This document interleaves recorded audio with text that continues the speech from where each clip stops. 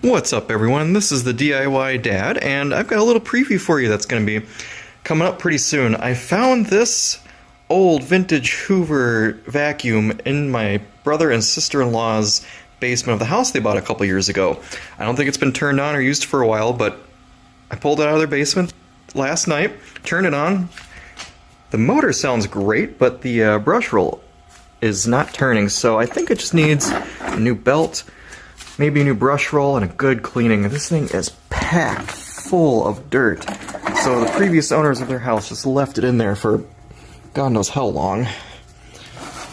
No, it's just very dirty. I can definitely get this cleaned up. I think it takes a Type A bag.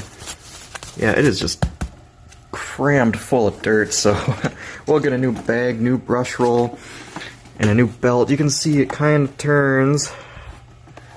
It's not very well. It's kind of dirty, but you know what? The motor sounds fine when I turn it on, so I think it's got potential to actually be a good working vacuum. These things are very powerful, and the direct air design where the dirt actually goes through the fan motor instead of bypassing it into the bag, you get much better carpet cleaning performance out of that and good deep cleaning.